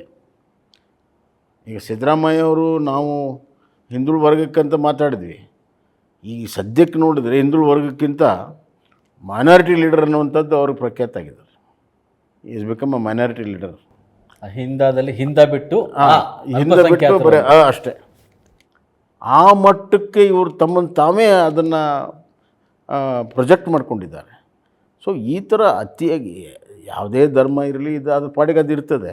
ಬಟ್ ನಾವು ಆಡಳಿತ ಮಾಡುವಾಗ ಯಾವ ರೀತಿ ಗುರುತಿಸ್ಕೋಬೇಕು, ನೀವು ಪ್ರೋಗ್ರಾಮ್ ಕೊಡಿ, ಇನ್ನೊಂದು ಕೊಡಿ, ಬಡತನ ಎಲ್ಲ ಕಡೆ ಇದೆ, ಅವ್ರ ಬಡತನ ನಿರ್ಮೂಲನೆ ಮಾಡಿ, ಅಲ್ಲಿ ಅವ್ರ ಹೆಣ್ಣುಮಕ್ಕಳಿಗೆ ಇದು ಕೊಡಿ. ಈಗ ಉದಾಹರಣೆಗೆ ನಮ್ಮ ಪ್ರಧಾನಮಂತ್ರಿಗಳು ಟ್ರಿಬಲ್ ತಲಾಕ್ ತೆಗೆದ್ರು. It is the wish of that minority ಕಮ್ಯುನಿಟಿಯ ಹೆಣ್ಮಕ್ಕಳ ಒಂದು ಅಗಾಧವಾಗಿರುವಂಥ ಒಂದು ಭಾವನೆಗೆ ಬಹಳ ಒಂದು ರೀತಿಯಲ್ಲಿ ಕ್ರೌರ್ಯದಿಂದ ನಡ್ಕೊಳ್ಳುವಂಥ ಪರಿಸ್ಥಿತಿಯಿಂದ ತೆಗೆದು ಹಾಕಿಸಲು ಕಾನೂನನ್ನು ಮಾಡಿದರು. ಇಡೀ ಸಮಾಜವೇ, ಅವ್ರ ಸಮಾಜವೇ ತಿರುಗಿ ಬಿದ್ದರೂ ಕೂಡ ಅದನ್ನು ಕೇರ್ ಮಾಡದೆ ಮಾಡಿದರು. ಆ ಹೆಣ್ಮಕ್ಳು ಇವತ್ತಿಗೂ ಕೂಡ ಒಂಥರ ರಿಲೀಫ್ ಸಿಕ್ಕಿದೆ ಅವ್ರಿಗೆ. ನಿಮ್ಮ ಪ್ರಖರ ಹಿಂದುತ್ವದ ಸರ್ಕಾರ ಅನ್ನುವಂಥದ್ದು ಅದು ಬೇರೆ ಬೇರೆ ಕಾರಣಗಳಿಗಾಗಿ, ನೀವು ಕೊನೆಯ ಗಳಿಗೆಯಲ್ಲಿ ಮೀಸಲಾತಿ ರದ್ದುಪಡಿಸಿದ ಸಂಬಂಧ ಇರ್ಬೋದು, ಅಥವಾ ಪಠ್ಯ ಪರಿಷ್ಕರಣೆಯ ವಿಷಯದಲ್ಲಿರ್ಬೋದು, ಹಿಜಾಬ್ ವಿಷಯದಲ್ಲಿರ್ಬೋದು, ಆಜಾನ್ ವಿಷಯದಲ್ಲಿ, ಅಂದರೆ ನೀವು ನೇರವಾಗಿ ಮಾಡದೇ ಇದ್ದರೂ ಕೂಡ ನಿಮ್ಮ ಬೆಂಬಲಕ್ಕಿದ್ದ ಸಂಘಟನೆಗಳು ಅದನ್ನು ಮುನ್ನೆಲೆ ತಂದು ನಿಮ್ಮ ಸರ್ಕಾರ ಸಾಧನೆಗಳು ಬದಿಗೋಯ್ತು. ಈಗ ಮತ್ತೆ 28ರಲ್ಲಿ ಕರ್ನಾಟಕದ ಜನ ನಿಮ್ಮ 23ರ ಚುನಾವಣೆಯಲ್ಲಿ ನಿಮ್ಮ ಸರ್ಕಾರದ ಪ್ರಖರ ಹಿಂದುತ್ವವಾದವನ್ನು ನೀವು ಒಪ್ತಿರೋ ಬಿಡ್ತಿರೋ ಗೊತ್ತಿಲ್ಲ, ಒಪ್ಪಲಿಲ್ಲ ಕರ್ನಾಟಕದ ಜನ. ಅದು ಗ್ಯಾರಂಟಿ ಕಾರಣಗಳಿಗೆ ಇರಬಹುದು, ಗೊತ್ತಿಲ್ಲ, ಅದು ನೀವೇ ಹೇಳಬೇಕು. ಯಾಕೆಂದರೆ ಮುಖ್ಯಮಂತ್ರಿಯಾಗಿ ಚುನಾವಣೆಯನ್ನು ಎದುರಿಸಿದವ್ರು ನೀವು. ಮತ್ತು 28ರಲ್ಲಿ ನಿಮಗೆ ವರ್ಕೌಟ್ ಆಗುತ್ತಾ ಈ ಹಿಂದುತ್ವ? ಇಲ್ಲ, ಈಗ ನೋಡಿ, ಅಲ್ಲಿ ಹಿಜಾಬ್ ತಂದಿದ್ದು ನಮ್ಮ ಬೆಂಬಲಿಗರು ಅಥವಾ ಪಕ್ಷದವರಲ್ಲ. ಹಿಜಾಬನ್ನು ದೊಡ್ಡ ಪ್ರಮಾಣದಲ್ಲಿ ಒಂದು ಸಣ್ಣ ಸಂಸ್ಥೆಯಲ್ಲಿ ಆಗಿದ್ದನ್ನು ದೊಡ್ಡ ಪ್ರಮಾಣದಲ್ಲಿ ಮಾಡಿರುವಂಥದ್ದು ಆ ಭಾಗದಲ್ಲಿ S D P I specific ಆಗಿ SDPI ಆ್ಯಂಡ್ PFI ಭಾಳ ದೊಡ್ಡ ಪ್ರಮಾಣದಲ್ಲಿ ಮಾಡಿದರು. ದುರ್ದೈವ ಕಾಂಗ್ರೆಸ್ ಅದಕ್ಕೆ ಬೆಂಬಲ ಕೊಡ್ತು. ಜಾಸ್ತಿ ಇಡೀ ರಾಜ್ಯವ್ಯಾಪಿ ಹರಡಿಕೊಳ್ತು. ಕಾಂಗ್ರೆಸ್ ಪಕ್ಷ ಅಲ್ಪಸಂಖ್ಯಾತರ ಪರವಾಗಿದೆ ಅನ್ನುವಂಥ ಕಾರಣಕ್ಕಾಗಿ ಎಷ್ಟರ ಮಟ್ಟಿಗೆ ಅಂತಂದರೆ, DG ಹಳ್ಳಿ KG ಹಳ್ಳಿಯಲ್ಲಿ ಪೊಲೀಸ್ ಸ್ಟೇಷನ್ ಬೆಂಕಿ ಇಟ್ಟರೆ ಅವ್ರ ಸಪೋರ್ಟಾಗಿ ಅಲ್ಲಿ ಹೋಗಿ ನಿಂತು ಭಾಷಣ ಮಾಡಿದರು. ಎಲ್ಲಾದರೂ ಉಂಟಾಯಿತು. ಅವ್ರು ಶಾಸಕರೇ ಇದ್ದರು. ಅಲ್ಲ, ಎಲ್ಲರೂ, ಇವನ್ ಸಿದ್ದರಾಮಯ್ಯನೂ ಹೋದರು. ಅವ್ರ ಶಾಸಕರು ಮನೆಗೆ ಬೆಂಕಿ ಹಚ್ಚಿದ್ರು ಕೂಡ ಅವ್ರಿಗೆ ಸಪೋರ್ಟ್ ಮಾಡಲಿಲ್ಲ. ಬೆಂಕಿ ಹಚ್ಚಿದವ್ರು ಸಪೋರ್ಟ್ ಮಾಡಿದ್ರು. ರಾಜಕಾರಣಕ್ಕೆ ಏನು ಬೇಕಾದ್ರು ಮಾಡ್ತಾರೆ ಅವರು. ಅವ್ರ ಶಾಸಕರು ಮನೆಯನ್ನು ಬಲಿ ತೊಗೊಂಡ್ರು ಪಾಪ. ಆದರೆ ಇವರು ಒಂದು ಶಬ್ದ, ಬಾಯಿಂದ ಒಂದು ಶಬ್ದ ಸಪೋರ್ಟಾಗಿ ಸಿಗಲಿಲ್ಲ ಅವ್ರಿಗೆ. ಸೊ ಅಷ್ಟು ಭಯದಲ್ಲಿ ಇದ್ದಾರೆ. ಅವರೆಲ್ಲರೂ ಸೇರಿ ಈ ಎಲ್ಲ ವಿಚಾರಗಳನ್ನು ಪ್ರತಿಪಾದಿಸಿದರು. ಅವ್ರಿಗೆ ಆ ವೋಟ್ ಬ್ಯಾಂಕನ್ನು ಇಂಟ್ಯಾಕ್ಟ್ ಮಾಡೋ ಸಲುವಾಗಿನೇ ಮಾಡಿದ್ದಾರೆ. ಅದು ಬಿಟ್ಟರೆ ಏನಿಲ್ಲ. ಆದರೆ ನಿಮ್ದು ಒಬ್ಬರು MLA ಗೆದ್ರಲ್ಲ, ಯಶ್ಪಾಲ್ ಸುವರ್ಣ. ಅಲ್ಲಿ ಉಡುಪಿನಲ್ಲಿ ಯಶ್ಪಾಲ್ ಸುವರ್ಣ ಗೆದ್ದುಬಿಟ್ರಲ್ಲ ಅದರಿಂದ. ಅದೇ ಈಗ ಅಲ್ಲ, ಉಡುಪಿಯಲ್ಲಿ ಯಾವಾಗಲೂ ಕೂಡ ನಮ್ಮ ಬಿಜೆಪಿನೇ ಗೆಲ್ಲೋದು. ಆ ಪ್ರಶ್ನೆನ ಸ್ವಲ್ಪ ಬದಲಾಯಿಸಿ ಕೇಳಬಹುದು ಅಂತ ಅನ್ಸುತ್ತೆ ನನಗೆ. ಈಗ ಕಾಂಗ್ರೆಸ್ಸು ಅಲ್ಪಸಂಖ್ಯಾತರನ್ನು ತುಷ್ಟೀಕರಣ ಮಾಡುತ್ತೆ, ಅವರನ್ನು ಬಳಸ್ಕೊಳ್ಳುತ್ತೆ ಚುನಾವಣೆಗಾಗಿ, ಮತಕ್ಕಾಗಿ ಅಂತಂದರೆ BJP ಹಿಂದುತ್ವವನ್ನು ಹಾಗೆ ಬಳಸ್ಕೊಂಡಿಲ್ವೇ? ಅಲ್ಲ, ಹಿಂದುತ್ವ ಬಳಸ್ಕೊಳ್ಳೋದು ಸಂಬಂಧ ಇಲ್ಲ. ಯಾಕಂದರೆ ಈ ಎಲ್ಲ ಏನು ಭಾಳಷ್ಟು ದೊಡ್ಡ ಹಿಂಸೆ ಆಗುವಂಥ ಪ್ರಕರಣಗೆಲ್ಲ ಪ್ರಕರಣಗಳು ನೀವು ತೆಗೆದು ನೋಡಿ, ಇಡೀ ದೇಶದಲ್ಲಿ ತೆಗೆದು ನೋಡಿ, ಕರ್ನಾಟಕದಲ್ಲಿ ತೆಗೆದು ನೋಡಿ. ನಮ್ಮ ಶಿವಮೊಗ್ಗದಲ್ಲಿ ಆಗಿರುವಂಥದ್ದು, ಮಂಗಳೂರಿನಲ್ಲಿ ಪ್ರವೀಣ್ ನೆಟ್ಟಾರ್ ಕೊಲೆ ಆಗಿರುವಂಥದ್ದು, ನಾನು ಸುಮ್ಮನೆ ಒಂದೆರಡು ಉದಾಹರಣೆ ಹೇಳ್ತಾ ಇದ್ದೆ. ಎಲ್ಲಿ ಹೋದರೂ ಕೂಡ ಪ್ರಾರಂಭ ಮಾಡೋದು ಆ ಕಡೆಯಿಂದ. ಒಂದು ಕೊಲೆ ಆಗುತ್ತೆ, ಒಂದು ರೇಪ್ ಆಗುತ್ತೆ, ಲವ್ ಜಿಹಾದ್ ಆಗುತ್ತೆ, ಕನ್ವರ್ಷನ್ ಆಗುತ್ತೆ. ಸೊ ಈ ಸಮಾಜದಲ್ಲಿ ಯಾವುದು ಆಗಬಾರ್ದೋ ಅವೆಲ್ಲವೂ ಕೂಡ ನಡೀತಾ ಇದ್ದಾಗ ಒಂದು ನಾವು ಏನು ಗವರ್ನೆನ್ಸ್ ಇದೆ, ಆ ಗವರ್ನೆನ್ಸ್ ಪ್ರಕಾರ ಎಲ್ಲರಿಗೂ ನ್ಯಾಯ ಕೊಡುವಂಥದ್ದು ನಮ್ಮ ಕರ್ತವ್ಯ. ನೀವು ಮುಖ್ಯಮಂತ್ರಿ ಆದಾಗಲೇ ಉಡುಪಿನಲ್ಲಿ ಅಥವಾ ಮಂಗಳೂರಲ್ಲಿ ಒಂದು ಸ್ಟೇಟ್ಮೆಂಟ್ ಮಾಡಿದ್ರಿ, ಕ್ರಿಯೆ ಇದ್ದಾಗ ಪ್ರತಿಕ್ರಿಯೆ ಇರ್ತದೆ ಅಂತ. ಅಲ್ಲ, ಅದನ್ನ ಭಾಳ ಜನ ಒಪ್ಕೊಳ್ಳೋದಿಲ್ಲ. ನೀವು ಕಣ್ಣಿಗೆ ಪರದೆ ಹಾಕ್ಕೊಂಡ್ರೆ ಕಾಣೋದಿಲ್ಲ ಅಲ್ವಾ? ಈಗ ಈಗೇನು ನಡೀತಾ ಇದೆ, ಈಗೆಲ್ಲ ಏನು ನಡೀತಾ ಇದೆ? ಈಗ ನೀವು ಈಗ ಹಿಜಾಬು ಸುಪ್ರೀಂ ಕೋರ್ಟ್ನಲ್ಲಿದೆ, ಆದರೂ ಕೂಡ ನೀವು ಪ್ರೊವೊಕೇಟಿವ್ ಆಗಿ ನೀವು ಮಾಡಿದ್ದೀರಿ. ಈಗ ಬಿಕಾಸ್ ದೇ ವಾಂಟ್ ಇಟ್, ಅವ್ರಿಗೆ ಬೇಕಾಗಿದೆ ಅದು. ಅದನ್ನು ಮಾಡಿ ಇವರೆಲ್ಲ ಅದಕ್ಕೆ ಪ್ರತಿಭಟನೆಯನ್ನು ಮಾಡಬೇಕು ಅಂದ್ರೇ ಅವ್ರ ಹುಟ್ಟು ಕನ್ಸಲ್ಟೇಷನ್ ಆಗುತ್ತೆ. ಈಗ ಕಾರಜೋಳ ಅವರೇ, ನಿಮ್ಮ ಪಕ್ಷದ ನಾಯಕರು ಎಲ್ಲರೂ ಬಹುತೇಕ ಕಾಂಗ್ರೆಸ್ನಲ್ಲಿ ಒಳಜಗಳ ಇದೆ, ಕಾಂಗ್ರೆಸ್ನಲ್ಲಿ ಕುರ್ಚಿ ಜಗಳ ಇದೆ. ನಿಮ್ಮ ರಾಜ್ಯ ಉಸ್ತುವಾರಿ ರಾಧಾಮೋಹನ್ ಅಗರ್ವಾಲ್ ಅಂತೂ ಪದೇ ಪದೇ ಕುರ್ಚಿ ಜಗಳದ ಬಗ್ಗೆ ಇಲ್ಲಿ ಕರ್ನಾಟಕಕ್ಕೆ ಬಂದಾಗ ಅದನ್ನು ಪ್ರಮುಖವಾಗಿ ಪ್ರಸ್ತಾಪ ಮಾಡ್ತಾರೆ. ಆದರೆ ನಿಮ್ಮ ಪಕ್ಷದಲ್ಲಿ ಅದು ಇನ್ನೂ ದೊಡ್ಡ ಮಟ್ಟದಲ್ಲೇ ಇದೆಯಲ್ವಾ ಅಂತ, ಒಳಜಗಳ ಅನ್ನುವಂಥದ್ದು, ನಾಯಕತ್ವದ ಜಗಳ. ನೋಡಿ, ಒಂದು ಪ್ರಜಾಪ್ರಭುತ್ವದ ವ್ಯವಸ್ಥೆಯಲ್ಲಿರ್ತಕ್ಕಂಥ ರಾಜಕೀಯ ಪಕ್ಷ ವಿಷಯಾಧಾರಿತ ಭಿನ್ನಾಭಿಪ್ರಾಯಗಳು ಸಹಜವಾಗೇ ಇರ್ತದೆ. ಇವಾಗ ನಾವು ಇಬ್ಬರು ಕೂಡ ಕೂತೀವಿ, ಕೆಲವು ವಿಷಯದಲ್ಲಿ ಭಿನ್ನಾಭಿಪ್ರಾಯಗಳು ಬರ್ಬೋದು, ಆದರೆ ಅದು ರಾಜಕೀಯವಾಗಿ ಭಿನ್ನಾಭಿಪ್ರಾಯ ಅಲ್ಲ ಮತ್ತು ಅದು ಶಾಶ್ವತ ಭಿನ್ನಾಭಿಪ್ರಾಯ ಅಲ್ಲ. ವಿಷಯಾಧಾರಿತ ಭಿನ್ನಾಭಿಪ್ರಾಯಗಳು ಇರೋದರಿಂದ ಯಾವುದು ತಪ್ಪು ಯಾವುದು ಸರಿ ಅನ್ನೋದು ಕೂತು ಮಾತಾಡ್ಕೊಂಡಾಗ ನಿರ್ಣಯ ಆಗಿ ಹೋಗಿರ್ತದೆ, ಅದು ಅಲ್ಲಿಗೆ ಮರ್ತು ಹೋಗ್ಬಿಡಿ. ಆದರೆ ಜನರ ಇದರೊಳಗೆ ನಾಯಕತ್ವದ ಒಳಜಗಳ ಬಿ ಜೆ ಪಿಯಲ್ಲಿಯೂ ಇದೆ ಅನ್ನುವಂಥ ಮಾತುಗಳು ಇದ್ದೇ ಇದ್ದಾವೆ. ನಾಯಕತ್ವದ ಬಗ್ಗೆ, ಯಾರು ನಾಯಕತ್ವ ವಹಿಸಬೇಕು 23ರ ಹೊತ್ತಿಗೆ ಅನ್ನೋದ್ರ ಬಗ್ಗೆ, ಈಗ ಯಾರು ನಾಯಕರಾಗಬೇಕು ಅನ್ನೋದ್ರ ಬಗ್ಗೆ. ಆಮೇಲೆ ನೀವು ಎಷ್ಟೇ ಹಿಂದುತ್ವದ ಹೇಳಿದ್ರೂ ಪ್ರಖರ ಹಿಂದುತ್ವವಾದಿಗಳು ಅಂತ ಯಾರಿದ್ದಾರೆ ಅವರೆಲ್ಲ ಸ್ವಲ್ಪ ಬದಿಗಿದ್ದಾರೆ, ಕೆಲವ್ರನ್ನು ಉಚ್ಚಾಟನೆ ಆಗಿದ್ದಾರೆ. ಆ ನಮೂನಿ ಭಾವನೆ ಇದೆ ಜನರೊಳಗೆ. ಇದನ್ನು ನೀವು ಹೇಗೆ ಸರಿದೂಗಿಸ್ತೀರಿ ಅಂತ? ಇಲ್ಲ, ಇವೆಲ್ಲವೂ ಕೂಡ ಒಂದು ರಾಜಕೀಯ ಪಕ್ಷದಲ್ಲಿ ಹಲವಾರು ವಿಚಾರಗಳು ವೈಚಾರಿಕವಾಗಿ ಮತ್ತು ಬೆಳವಣಿಗೆಗಳಾಗಿದ್ದಾವೆ. ಎಲ್ಲ ರಾಜಕೀಯ ಪಕ್ಷದಲ್ಲಾಗುತ್ತೆ, ನಮ್ಮ ರಾಜಕೀಯ ಪಕ್ಷದಲ್ಲೂ ಆಗುತ್ತೆ. ಇವುಗಳನ್ನು ನಿಭಾಯಿಸುವಂಥ ಶಕ್ತಿ ಹೈಕಮಾಂಡಿಗಿದೆ. ಮತ್ತು ತಮಗೊಂದು ಮಾತನ್ನು ಹೇಳ್ತೀನಿ, ಹೈಕಮಾಂಡ್ ಅಂದರೆ ಟೋಟಲಿ ಇನ್ಸುಲೇಟಾಗಿ ಏನು ಗೊತ್ತಿಲ್ಲದವ್ರ ರೀತಿಯಲ್ಲಿ ಕಾಂಗ್ರೆಸ್ ಪಕ್ಷದ ಥರ ನಮ್ಮದಿಲ್ಲ. ಇಲ್ಲಿ ನಡೆಯುವಂಥ ಎಲ್ಲ ಆಗುಗಳ ಬಗ್ಗೆ ಕಾಲಕ್ಕೆ ಚರ್ಚೆನೂ ಮಾಡ್ತಾರೆ, ನಮ್ಮ ಹತ್ರ ಮಾಹಿತಿನೂ ಕೇಳ್ತಾರೆ, ಮಾರ್ಗದರ್ಶನವೂ ಕೂಡ ಮಾಡ್ತಾರೆ. ಈಗ ಆಗಿರುವಂಥ ನೀವೇನು 2-3 ಬೆಳವಣಿಗೆ ಹೇಳಿದರೆ ನಂಗೆ ಅರ್ಥ ಆಗ್ತದೆ. ಅವುಗಳ ಬಗ್ಗೆಯೂ ಕೂಡ ಭಾಳ ಸುದೀರ್ಘವಾದಂಥ ಒಂದು ಚರ್ಚೆಗಳಾಗಿದ್ದಾವೆ. ಬರುವಂಥ ದಿನಗಳಲ್ಲಿ ಅವಕ್ಕೆಲ್ಲದಕ್ಕೂ ಕೂಡ ಪರಿಹಾರ ಸಿಗ್ತದೆ. ಈಗ 28ರಲ್ಲಿ ನೀವು ಅಧಿಕಾರಕ್ಕೆ ಬರ್ತೀರಿ ಅನ್ನುವ ವಿಶ್ವಾಸ ಇದೆಯಾ? ಖಂಡಿತವಾಗೂ ಇದೆ. ಏನು ಕಾರಣ ಅದಕ್ಕೆ? ಕಾರಣ ಏನು ಅಂತಂದರೆ, ಜನ ಕಂಪೇರ್ ಮಾಡ್ತಾ ಇದ್ದಾರೆ. ಈ 3 ವರ್ಷದಲ್ಲಿ ಅಭಿವೃದ್ಧಿ ಶೂನ್ಯ ಆಗಿದೆ. ಜನಸಾಮಾನ್ಯರಿಗೆ ಒಂದು ಕಚೇರಿಯಲ್ಲಿ ಹೋದರೆ ಎಷ್ಟು ಕಷ್ಟ ಆಗ್ತಾಯಿದೆ. ಎಲ್ಲ ಕಡೆ ಏಜೆಂಟ್ಗಳ ಮುಖಾಂತರ ಹೋಗ್ಬೇಕು, ವಿದೌಟ್ ಏಜೆಂಟ್ ಹೋಗೋಕ್ಕಾಗುತ್ತೆ ಇಲ್ಲ.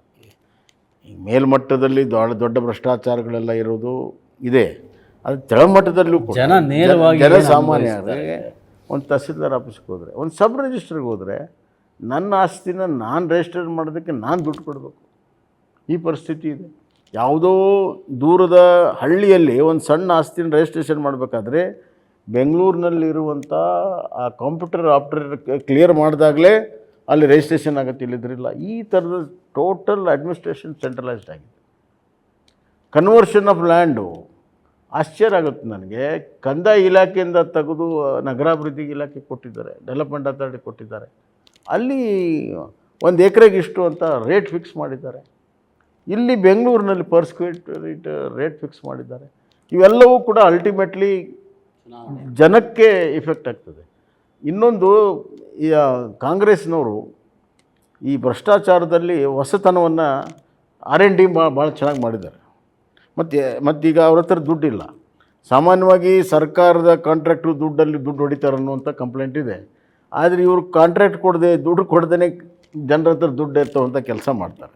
ಉದಾಹರಣೆಗೆ ನಾನು ನಿಮ್ಗೆ ಹೇಳ್ತೀನಿ, ಈಗ ಈ ಪರ್ ಸ್ಕ್ವೇರ್ ಫೀಟ್ ಇದೆಯಲ್ಲ, 130-135 ರೂಪಾಯಿ. ಅದು ಅವರು ಬಿಲ್ಡರ್ಸ್ ಅವರು ತಮ್ಮ ಮೇಲೆ ಹಾಕೋತಾರೆ, ಜನರ ಮೇಲೆ ಹಾಕ್ತಾರೆ. ಅಲ್ಲಿಂದನೇ ಅವ್ರಿಗೆ ದುಡ್ಡು ಹೋಗ್ತಾ ಇದೆ. ಇಲ್ಲಿನ ಸರ್ಕಾರದ ಲೈಸೆನ್ಸ್ ನೀವು ವಿವರವಾಗಿ ಹೇಳಬೇಕು, ಯಾಕೆಂದ್ರೆ ಹೇಳ್ತದಲ್ಲ, ಒಂದು ಸರ್ಕಾರ ಏನಿತ್ತು 75-60 ರೂಪಾಯಿ ಇತ್ತು ಒಂದು ಸ್ಕ್ವೇರ್ ಫೀಟ್ ಅಪ್ರೂವಲ್ ಕೊಡೋದಕ್ಕೆ. ಈಗ 125-130 ಮಾಡಿಟ್ಟಿದ್ದಾರೆ. 135 ಮಾಡಿದ್ದಾರೆ. ಅಲ್ಲ, ಅದು ಒಂದೇ ಅಲ್ಲ, ಇನ್ನು ಒಂದು ಸ್ಕ್ವೇರ್ ಫೀಟ್ಗೆ ಅದೇ they are become partners. Yes. ಇನ್ನೊಂದೇನು ಅಂತಂದರೆ, ಈಗ ಇದಕ್ಕೆ ಎಲೆಕ್ಟ್ರಾನಿಕ್ ಮೀಟರ್ ಮಾಡಕತ್ತರು. ಅದಕ್ಕೆ ಸರ್ಕಾರ ಬಂಡವಾಳ ಹಾಕಿ ಮೀಟರ್ ಕೊಡೋದಲ್ಲ, ಜನನೇ ಕಾಸ್ಟ್ಲಿ ಮೀಟರನ್ನು ಈಗ ಆ ಕಂಪನಿ ಫಿಕ್ಸ್ ಮಾಡಿಬಿಟ್ರು, ಅಲ್ಲೇ ತೊಗೋಬೇಕು. ಸೊ ಜನನೇ ಭಾಳ ಕಾಸ್ಟ್ಲಿ ಮೀಟರನ್ನು ತೊಗೊಂಡು ಮಾಡಬೇಕು, ಅದರಲ್ಲಿ ಇವ್ರು ದುಡ್ಡು ಹೊಡಿತಾರೆ. ಸೊ ಹೀಗೆ ಹೊಸತನವನ್ನು ಭ್ರಷ್ಟಾಚಾರ ತಂದರೆ ಈ ಜನಸಾಮಾನ್ಯರಿಗೆ ನೇರವಾಗಿ ಇಫೆಕ್ಟ್ ಆಗ್ತಾಯಿದೆ. ಈಗ ಪವರ್ ಫ್ರೀ ಅಂದರೂ ಕೂಡ ಬಹುತೇಕವಾಗಿ ಎಲ್ಲ ಪವರ್ಗೂ ಕೂಡ ಚಾರ್ಜ್ ಆಗ್ತಾಯಿದೆ ಸಾಮಾನ್ಯ ಜನರಿಗೆ. ಹೀಗಾಗಿ ಜನ ಬೇಸತ್ತಿದ್ದಾರೆ ಹಲವಾರು ಫ್ರಂಟಲ್ಲಿ. ಆಮೇಲೆ ಅಭಿವೃದ್ಧಿ, ಒಂದು ಸಣ್ಣ ರಿಪೇರಿ ಆಗ್ತಾಯಿಲ್ಲ, ಒಂದು ಸಣ್ಣ ನಳ ಸಿಗ್ತಾಯಿಲ್ಲ, ಈಗ ಬಿಟ್ಬಿಡಿ. ನಗರ ಪ್ರದೇಶದಲ್ಲಿ ಕಸ ಗುಡಿಸೋರು ಯಾರೂ ದಿಕ್ಕಿಲ್ಲ. ಬಟ್ ನೀವು ಇಷ್ಟು ವರ್ಷದಿಂದ ರಾಜಕೀಯದಲ್ಲಿದ್ದೀರಿ, ಸಾಕಷ್ಟು ಚುನಾವಣೆ ಎದುರಿಸಿದ್ದೀರಿ, ಚುನಾವಣಾ ನೇತೃತ್ವ ಕೂಡ ವಹಿಸಿದ್ದೀರಿ. ಜನಸಾಮಾನ್ಯರು ಅಭಿವೃದ್ಧಿ ವಿಷಯವನ್ನೇ ಮುಖ್ಯವಾಗಿಟ್ಟುಕೊಂಡು ಓಟ್ ಹಾಕ್ತಾರೆ ಅಂತ ನಿಮ್ಗೆ ಅನಿಸಿದೆ ಯಾವಾಗಾರು? ನೋಡಿ, ರೆಗ್ಯುಲರಾಗಿ ಅಭಿವೃದ್ಧಿ ಆಗ್ತಾ ಇದ್ದರೆ ಅದರ ಬಗ್ಗೆ ಜನ ಗಮನ ಕೊಡೋದಿಲ್ಲ.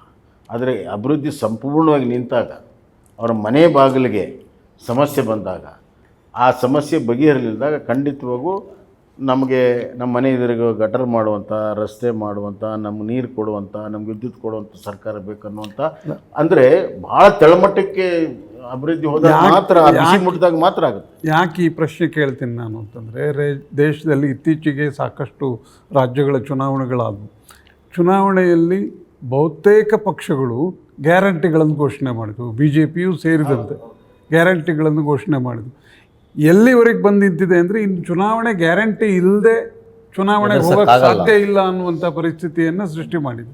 ಆ ಹಿನ್ನೆಲೆ ಒಳಗೆ ಅಭಿವೃದ್ಧಿ ಅನ್ನೋದು ಒಂದು ವಿಷಯ ಆಗುತ್ತಾ, ಅಭಿವೃದ್ಧಿಯೇ ಗ್ಯಾರಂಟಿ ಅನ್ನೋದಾಗತ್ತಾ ಅಂತ? ಎಲ್ಲ ನೋಡಿ, ಯಾವುದಾದ್ರೂ ಒಂದು ಹೊಸದು ಬಂದಾಗ ಅದರ ಲಾಭ ಒಂದು ಚುನಾವಣೆಯಲ್ಲಿ ಆಗ್ಬೋದು, 2 ಚುನಾವಣೆ ಆಗ್ಬೋದು. ಬಟ್ ಈ ಗ್ಯಾರಂಟಿ ಅಟ್ ವಾಟ್ ಕಾಸ್ಟ್ ಅನ್ನುವಂಥ ಪ್ರಶ್ನೆ ಜನಸಾಮಾನ್ಯರ ಬದುಕಿನಲ್ಲಿ ಮುಟ್ಟಿದಾಗ ಅವರು ಖಂಡಿತವಾಗೂ ಇದರ ಬಗ್ಗೆ ಚರ್ಚೆ ಮಾಡ್ತಾರೆ. ಮತ್ತು ಇನ್ನೊಂದು, ಒಂದು ಸತಿ ಗ್ಯಾರಂಟಿ ಕೊಟ್ಟರೆ ನೆಕ್ಸ್ಟ್ ಚುನಾವಣೆಯಲ್ಲಿ ಹೊಸ ಗ್ಯಾರಂಟಿನೇ ಕೊಡಬೇಕು. ಹಳೆ ಗ್ಯಾರಂಟಿ ಬಗ್ಗೆ ಯಾರು ತಲೆ ಮುಂದುವರಿಸಬೇಕು ಅಲ್ಲ, ಉದಾಹರಣೆಗೆ ಮುಂದುವರಿಸಿ ಹೊಸ ಗ್ಯಾರಂಟಿ ಕೊಡಬೇಕು. ಅಲ್ಲ, ಉದಾಹರಣೆಗೆ ಸನ್ಮಾನ್ಯ ಯಡಿಯೂರಪ್ಪನವರು 2008ರಲ್ಲಿ 10 HP ವಿದ್ಯುತ್ ಫ್ರೀ ಮಾಡಿದರು.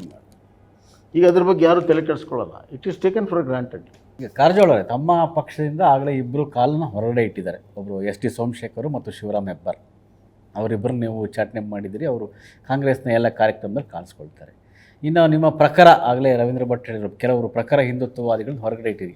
ಯತ್ನಾಳ್ ಗೌಡರು ಅವರನ್ನು ಉಚ್ಚಾಟನೆ ಮಾಡಿಬಿಟ್ಟಿದ್ರಿ. ಈಗ ಮುಂದೆ ಚುನಾವಣೆ ಹತ್ತಿರ ಬಂದಾಗ ನಿಮ್ಮ ಪಕ್ಷದ ಪರಿಸ್ಥಿತಿ ಹೇಗಿರ್ತದೆ? ಈ ಕಡೆ ಬರ್ತಾರೋ ಅಥವಾ ಈ ಕಡೆಯಿಂದ ಹೋಗ್ತಾರೋ? ನೋಡಿ, ನೀವು ಹೆಸರು ತಗೊಂಡ್ರಿ. ಈಗ ಯತ್ನಾಳ್ ಅವ್ರನ್ನ ರಾಜ್ಯದಿಂದ ಉಚ್ಚಾಟನೆ ಆಗಿಲ್ಲ, ಕೇಂದ್ರದಿಂದ ಆಗಿದೆ. ಹೈಕಮಾಂಡ್ ಕಾಲಕ್ಕೆ ನಿರ್ಣಯಗಳು ತಗೋತಿರ್ತಾರೆ. ನಾವು ಅದನ್ನು ಉತ್ತರ ಕೊಡಲಿಕ್ಕೆ ಸಾಧ್ಯ ಇಲ್ಲ. ಅಲ್ಲ, ಒಂದು ನೀವು ಕೊಟ್ಟಿರೋ ಉದಾಹರಣೆ, ಈಗ ಸೋಮಶೇಖರ್ ಹೆಬ್ಬಾರ್ ಅವ್ರದ್ದು ವಿಷಯ ಬೇರೆ ಇದೆ, ಯತ್ನಾಳ್ ಅವರದ್ದು ವಿಷಯ ಬೇರೆ ಇದೆ. ಸೋಮಶೇಖರ್ ಅವರು, ಹೆಬ್ಬಾರ್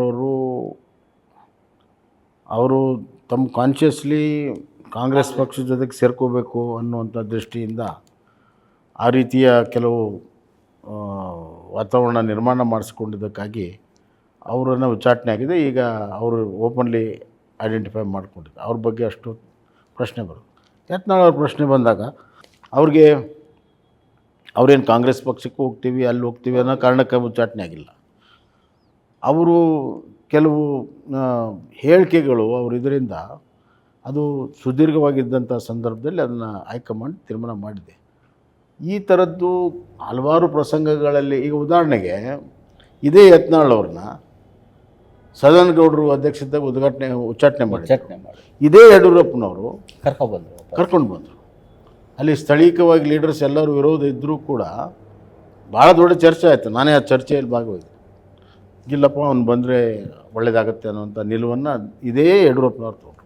ಸೊ ಈ ರಾಜಕಾರಣದಲ್ಲಿ ಎಲ್ಲ ನಡೀತದೆ, ಬದಲಾವಣೆ ಆಗ್ತದೆ. Nobody is permanent friend, nobody is permanent enemy ನಡೀತದೆ. ಈಗ ನಿಮ್ಮ 28ರ ಹೊತ್ತಿಗೆ ಹೊರಗೆ ಹೋದವರು ಹೊರಗಿನಿಂದ ಎಲ್ಲ ಒಳಗಡೆ ಬರ್ಬೋದಾ? ಅಲ್ಲಿ ಹೇಳೋಕ್ಕಾಗಲ್ಲ. ಇದು ಕೇಸ್ ಬೈ ಕೇಸ್ ಡಿಫ್ರೆಂಟ್ ಇದೆ. ಹೋಲ್ಸೇಲ್ ಆಗಲಿಕ್ಕಿಲ್ಲ, ಬಟ್ ಕೇಸ್ ಬೈ ಕೇಸ್ ನಿರ್ಣಯ ಆಗ್ತವೆ. ಈಗ ರಾಧಾಮೋಹನ್ ದಾಸ್ ಅಗರ್ವಾಲ್ ಅವರು ಅನೇಕ ಬಾರಿ ಕರ್ನಾಟಕದಲ್ಲಿ ಹೇಳಿದ್ದಾರೆ, ಕಾಂಗ್ರೆಸ್ಸಿಂದ ಬರುವವರ ದೊಡ್ಡ ಪಟ್ಟಿ ನನ್ನ ಬಳಿ ಇದೆ ಅಂತ.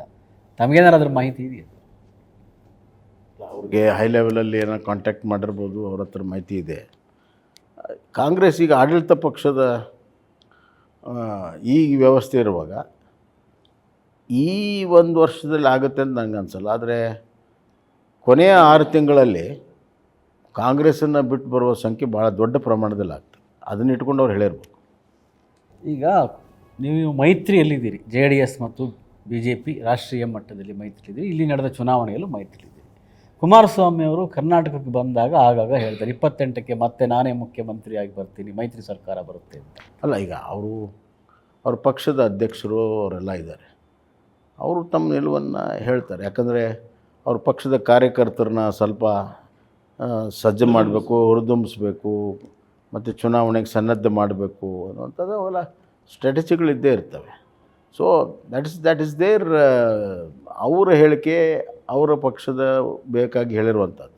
ಬಟ್ ಮೈತ್ರಿಯಲ್ಲಿ ಚುನಾವಣೆ ಹೋದರೆ ಚುನಾವಣೆಯ ನಂತರ ಮೈತ್ರಿ ಎರಡು ಪಕ್ಷಗಳು ಕೂತೇ ತೀರ್ಮಾನ ಮಾಡಬೇಕಾಗುತ್ತೆ ಹೊರತಾಗಿ ದ್ಯಾಟ್ ಈಸ್ ಬಂದಿರುವಂಥ ಒಂದು ಪರಂಪರೆ, ಅದನ್ನೇ ಫಾಲೋ ಆಗ್ತದೆ. ಅಲ್ಲ, ನಿಮ್ಮ ವರಿಷ್ಠರಾದಂತಹ ನರೇಂದ್ರ ಮೋದಿ ಮತ್ತು ಅಮಿತ್ ಶಾ ಕೂಡ ಯಾಕೋ ಸ್ವಲ್ಪ ಕುಮಾರಸ್ವಾಮಿ ಪರ ಇದ್ದಂಗಿದ್ದಾರೆ ಅಂತ ಅನ್ಸಲ್ವಾ?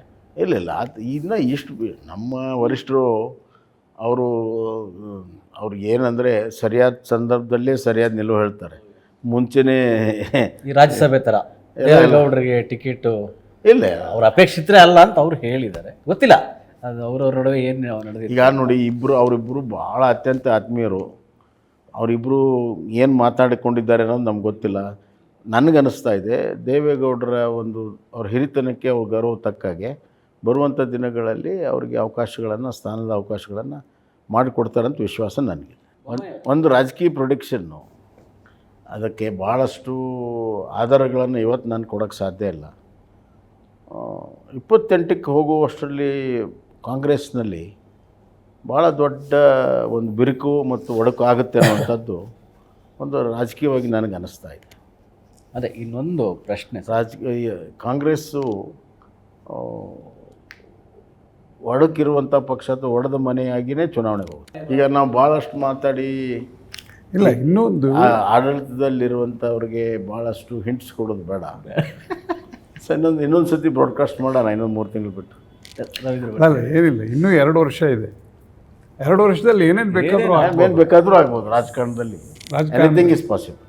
ಅದೇ ಇಲ್ಲೊಂದು ಕೊನೆಯ ಪ್ರಶ್ನೆ, ತಾವು ದೇವೇಗೌಡರನ್ನ ಭಾಳ ಸುದೀರ್ಘ ಅವಧಿಯಲ್ಲಿ ನೋಡಿದ್ದೀರಿ. ದೇವೇಗೌಡರು ಕರ್ನಾಟಕದ ಒಕ್ಕಲಿಗರ ಪ್ರಶ್ನಾತೀತ ನಾಯಕರು ಮತ್ತು ರೈತ ಸಮುದಾಯದ ದೊಡ್ಡ ನಾಯಕರು. ಅವರ ಇದೇನು ಇಲ್ಲ, ದೇವೇಗೌಡರ ಬಗ್ಗೆ ಯಾರೂ ನಾಯಕರಲ್ಲ ಅಂತ ಹೇಳೋ ಪರಿಸ್ಥಿತಿ ಇಲ್ಲ.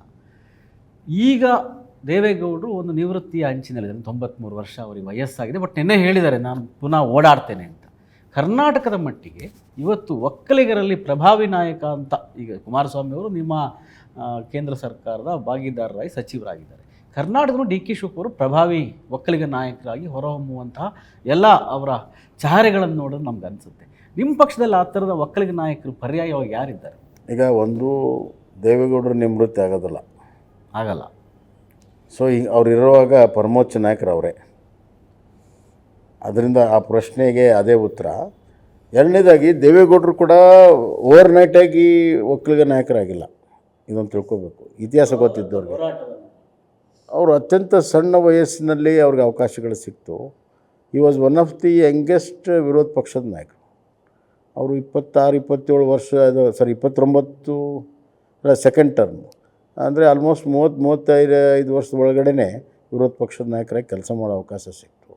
ಅಲ್ಲಿಂದ ಸುದೀರ್ಘವಾಗಿ 20 ವರ್ಷ, ಅಂದರೆ ಸುಮಾರು 30 ವರ್ಷ ರಾಜಕಾರಣದಲ್ಲಿದ್ದ ಮೇಲೆ ಒಂದು ನಾಯಕತ್ವದ ಒಂದು ಅವಕಾಶಗಳು ಸಿಕ್ತು. ಅದನ್ನು ಮತ್ತೆ ಸದ್ಬಳಕೆ ಮಾಡಿ ದೇಶದ ಪ್ರಧಾನವಾಗಿ ಬೆಳೆದರು.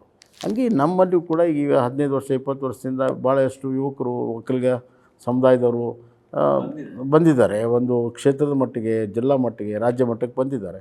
ನನಗನ್ನಿಸ್ತಾ ಇದೆ ಬರುವಂಥ ದಿನಗಳಲ್ಲಿ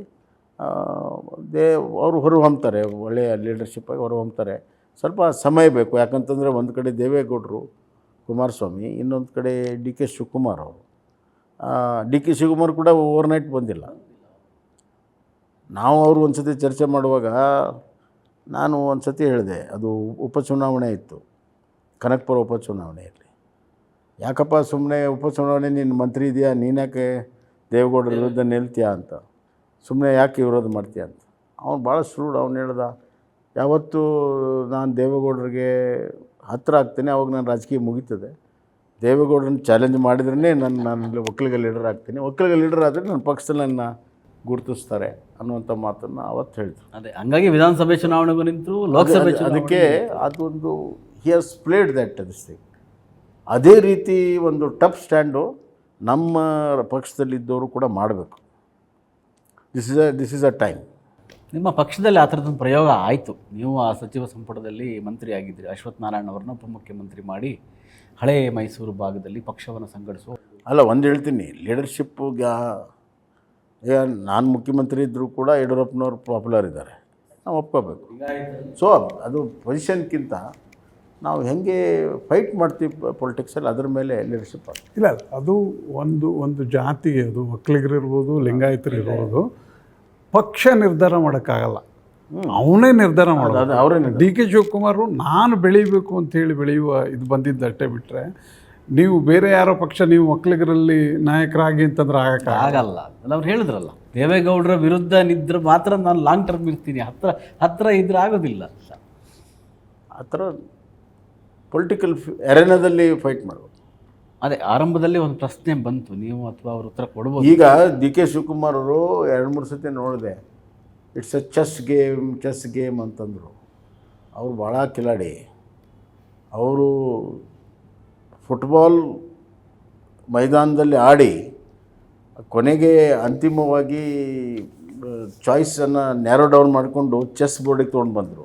ಒಕ್ಕಲಿಗ ವಿರೋಧ ಪಕ್ಷದ ನಾಯಕರು ಎಷ್ಟು ಸಮರ್ಥ ಅಂದರೆ ಒಂದು ಕಾಸ್ಟ್ ಲೆಕ್ಕಾಚಾರ, ಬೈ ಪರ್ಫಾರ್ಮೆನ್ಸ್. ನಾವು ಸಾಮಾನ್ಯ ಮುಖ್ಯಮಂತ್ರಿ ಚೇಂಜ್ ಆದಾಗ ಅಪೋಸಿಷನ್ ಲೀಡರ್ ಚೇಂಜ್ ಆಗಿ ಈಗ ನೋಡಿ, ಎರಡು ಇರ್ತದೆ, ಒಂದು ಥಿಯರಿ, ಒಂದು ಪ್ರಾಕ್ಟಿಕಲ್ ಇರ್ತದೆ. ಸೊ ನಾವು ಪ್ರಾಕ್ಟಿಕಲಾಗಿ ಹೆಂಗೆ ಪರ್ಫಾರ್ಮ್ ಮಾಡ್ತೀವಿ ಅದ್ರ ಮೇಲೆ ಮುಂದಿಂದೆಲ್ಲ ನಿರ್ಧಾರ. ನಾನು ಆಗಲೇ ಹೇಳಿದ್ನಲ್ಲ, ಒಂದು ಗಟ್ಟಿ ನಿಲುವನ್ನು ತೆಗೆದುಕೊಂಡು ನಾವು ಒಕ್ಕಲಿಗ ನಾಯಕ ಆಗ್ತೇನೆ ಅಂತ ಅನ್ನುವಂಥ ಪರಿಕಲ್ಪನೆಯಿಂದ ಮುಂದೆ ಹೋದರೆ, ಎದುರುಗಡೆ ಮುಖ್ಯಮಂತ್ರಿ ಒಕ್ಕಲಿಗರಿದ್ರೆ ಯಾರಿದ್ರೆ ಅಧ್ಯಕ್ಷ, ಪಕ್ಷದ ಅಧ್ಯಕ್ಷರು ಬದಲಾಗ್ತಾರೆ. ಯಾಕೆಂದ್ರೆ ಅಲ್ಲಿ ಹಿಂದುಳಿದವರು ಬಂದರು. ಈಗ ಇಲ್ಲಿ ಏನಾಯ್ತು, ಇದಕ್ಕೆ ಸಂಬಂಧ ಇಲ್ಲ. ಒಬ್ಬ ವಿರೋಧ ಪಕ್ಷದ ನಾಯಕರು ಮತ್ತು ಪಕ್ಷದ ಅಧ್ಯಕ್ಷ, ಆಮೇಲೆ ಇನ್ನೊಂದು ಲಿಂಗಾಯತರು, ಒಬ್ಬರು ಒಕ್ಕಲಿಗರು. ಅಲ್ಲ, ಇನ್ನೊಂದು ಬರೀ ಹಿಂಗೆ ಸಿಂಪಲ್ ಸ್ಟ್ರಾಟಜಿ ಇರಲ್ಲ, ಸೋಷಿಯಲ್ ಅರ್ಥಮೆಟಿಕ್ ಇರೋದಿಲ್ಲ. ವ್ಯಕ್ತಿಗಳ ಮೇಲೆ ಡಿಪೆಂಡ್, ಭಾಳಷ್ಟು ವ್ಯಕ್ತಿಗಳ ಮೇಲೆ, ವ್ಯಕ್ತಿಗಳ ಮೇಲೆ ಇರ್ತದೆ. ಹೀಗಾಗಿ ಅವ್ರು ಸಿಕ್ಕಂಥ ಅವಕಾಶದಲ್ಲಿ ಎಷ್ಟು ಒಬ್ಬ ಲೀಡರ್ ಆಗಬೇಕಾದ್ರೆ ಒಂದು ಕ್ರೆಡಿಬಿಲಿಟಿ, ಇನ್ನೊಂದು ಎಕ್ಸೆಪ್ಟಬಿಲಿಟಿ, ವಿಶ್ವಾಸಾರ್ಹತೆ ಮತ್ತು ಸ್ವೀಕಾರತೆ. ಸೊ ಇದನ್ನು ಅವ್ರು ಎಷ್ಟು ಬೆಳೆಸ್ಕೊಂಡು ಹೋಗ್ತಾರೋ ಆಟೋಮೆಟಿಕ್ ಲೀಡರ್ ಆಗ್ತಾರೆ. ಯಾವುದೇ ಒಂದು ಜಾತಿಗೆ ಅಥವಾ ಒಂದು ವರ್ಗಕ್ಕೆ ಸೀಮಿತ ಆಗೋದು. 28ಕ್ಕೆ ಅಧಿಕಾರಕ್ಕೆ ಬರ್ತೀರಾ? ಖಂಡಿತ 100ಕ್ಕೆ 100 ಬರ್ತೀವಿ, ಬರೆದಿಟ್ಕೊಳ್ಳಿ. ನೀವು ಮುಖ್ಯಮಂತ್ರಿ ಆಕಾಂಕ್ಷಿನ? ನಾನು ಮುಖ್ಯಮಂತ್ರಿ ಆಗ್ತೀನಿ ಅಂತ ಎಲ್ಲೂ ಕ್ಲೇಮ್ ಮಾಡಿಲ್ಲ, ಆಗಿಬಿಟ್ಟಿದ್ದೀನಿ. ನನ್ನ ಪ್ರಶ್ನೆ ಇಲ್ಲ.